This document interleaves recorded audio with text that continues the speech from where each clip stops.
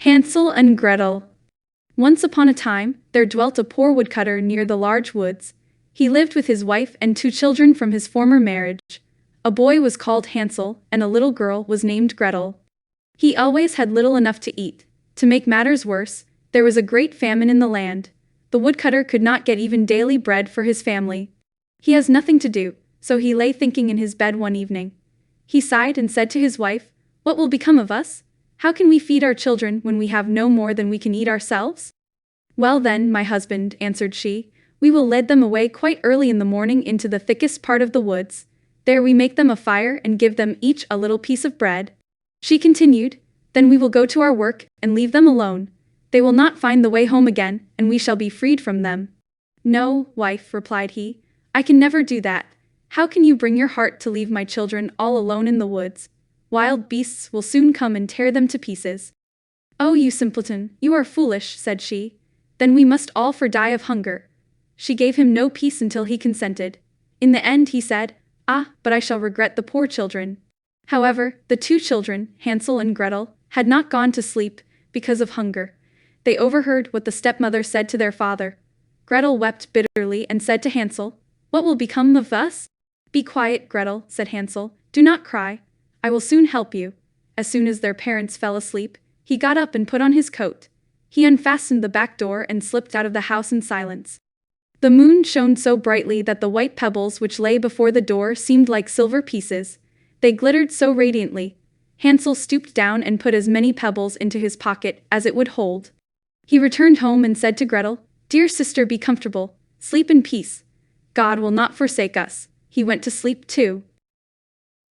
The next morning, even before the sun arose, the wife went and awoke the 2 children. "Get up, you lazy things. We are going into the forest to chop wood." She gave them each a piece of bread, saying, "There is something for your dinner. Do not eat it before the time because you will get nothing else." Gretel took all the bread in her apron because Hansel's pocket was full of pebbles. They all set out on their way to the forest. When they went some distance, Hansel stood still and peeped back at the house from time to time.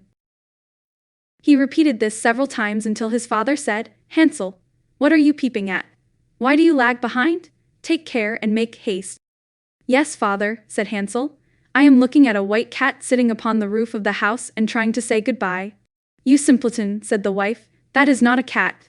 It is only the sun shining on the white chimney. Hurry up anyway."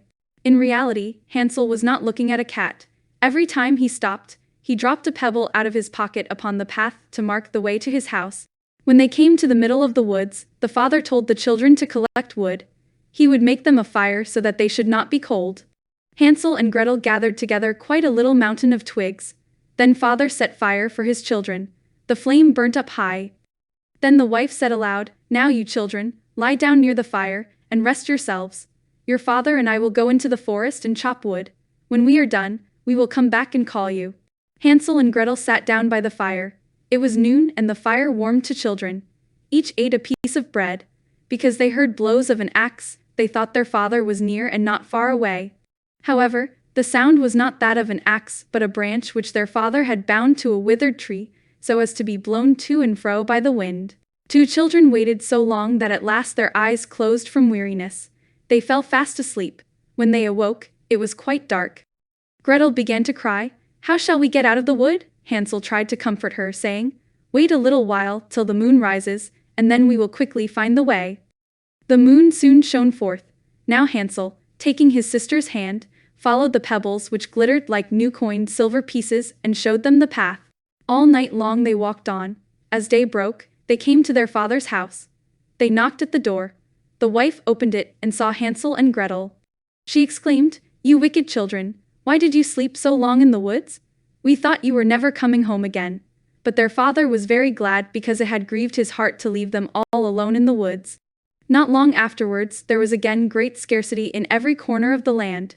One night, the children overheard their mother saying to their father.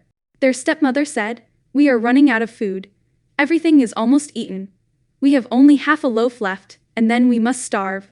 She insisted, "The children must be sent away.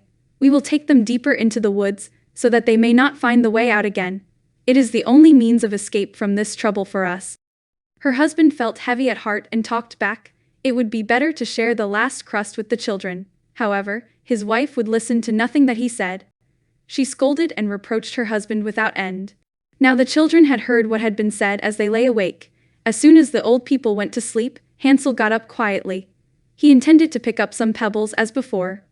But this time the wife had locked the door so that he could not get out. Nevertheless, he comforted Gretel. He said, "Do not cry, sleep in peace.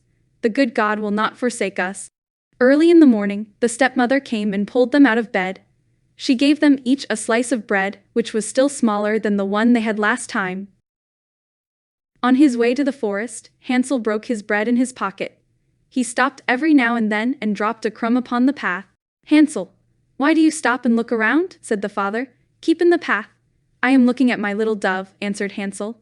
"She is nodding a goodbye to me." "Simpleton," said the wife, "that is no dove, but only the sun shining on the chimney." But Hansel kept still dropping crumbs as he went along. The mother led the children deep into the woods where they had never been before, and there, making an immense fire, she said to them, "Sit down here and rest. When you feel tired, you can sleep for a little while. We are going into the forest to cut down wood. In the evening when we are ready, we will come and fetch you."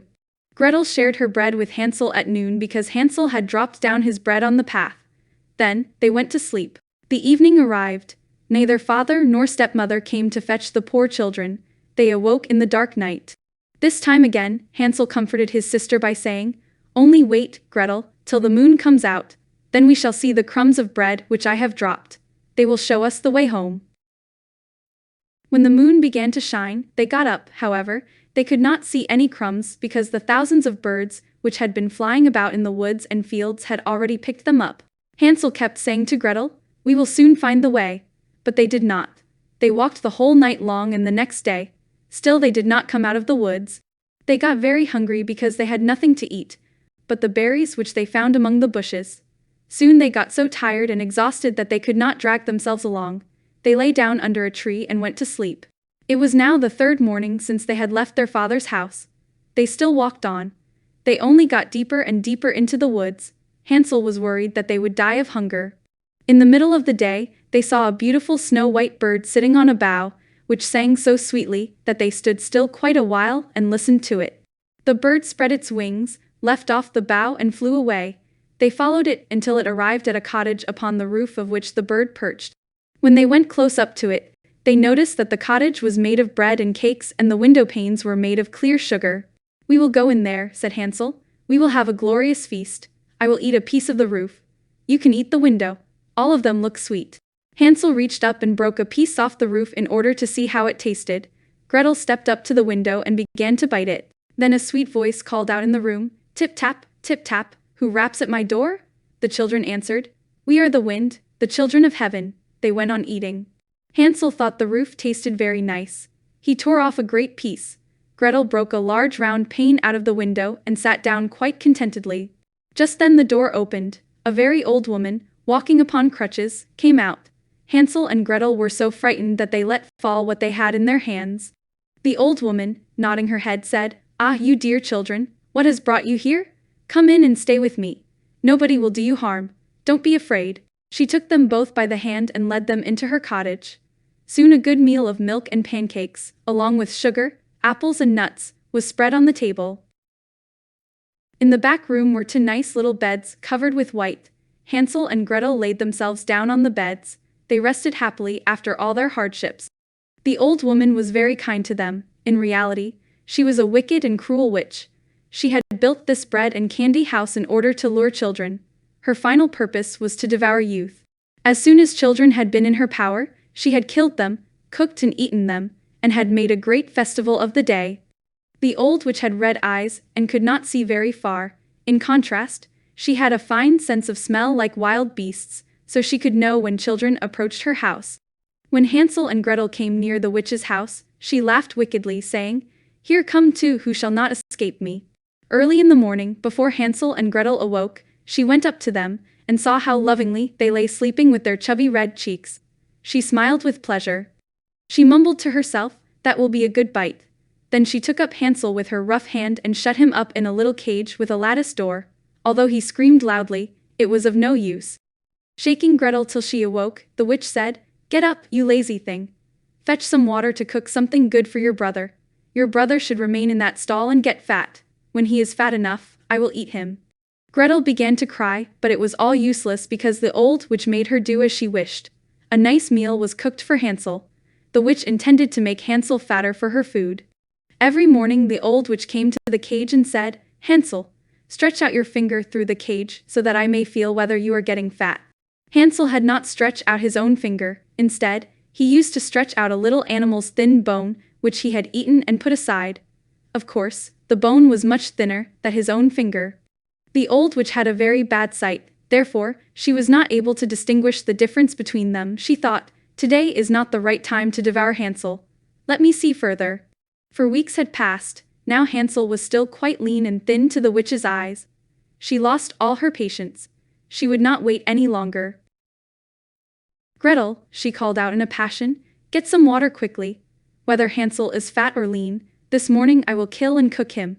Oh, how the poor little sister grieved. As she was forced to fetch the water, the tears ran down her cheeks. "Dear good God, help us now," she exclaimed. "We should have died together in the forest the other day, rather than we have only been eaten by this witch today." The old witch called out again, "Stop that noise. It will not help you a bit." So, the little girl was forced to go out and fill the kettle, and make a fire. "I have already heated the oven and kneaded the dough," said the old woman.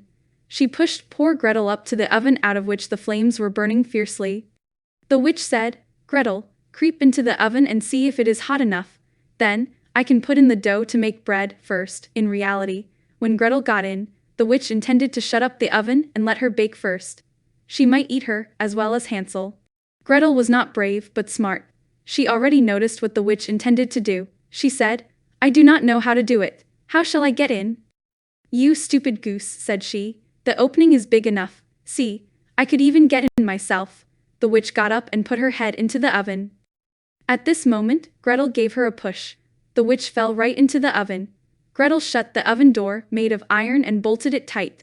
Gretel ran away, leaving the wicked witch to burn to ashes. Now she ran to the big cage which contained Hansel. She opened the cage door and called out, "Hansel, we are saved. The old witch is dead." Finally, Hansel sprang out like a bird out of a cage when the door is opened. They were so glad that they fell upon each other's neck and embraced each other. As there was nothing to fear, they went into the witch's house. In every corner were caskets full of pearls and precious stones. "These are better than pebbles," said Hansel, putting as many into his pocket as it would hold. Gretel thought, "I will take some home too." She filled her apron full. "We must be off now," said Hansel. "Get out of this enchanted forest quickly." When they had walked for 2 hours, they came to a large piece of water. "We cannot get over," said Hansel. "I can see no bridge at all," Gretel said. "There is no boat either, but look over there. There swims a white duck. I will ask her to help us over." She sang aloud, "Little duck so blithe and merry, Hansel and Gretel, here we stand. There is neither bridge nor ferry, row us on your back to land." Sooner or later, the duck came to them. Hansel seated himself on her back and asked his sister to sit behind him. "No," answered Gretel. "That will be too much for the duck. She shall take us over one at a time." This the good little bird did as Gretel said. Both happily arrived on the other side. Going farther, they came to a woods which they knew the better every step they went. At last they saw their father's house. They began to run. Bursting into the house, they fell on their father's neck. He has not had one happy hour since he left the children in the forest. The stepmother died during their absence. Father embraced the children too. Then, Gretel shook her apron. The pearls and precious stones rolled out on the floor. Hansel threw down one handful after another out of his pocket. All their sorrows were ended. They lived together in great happiness.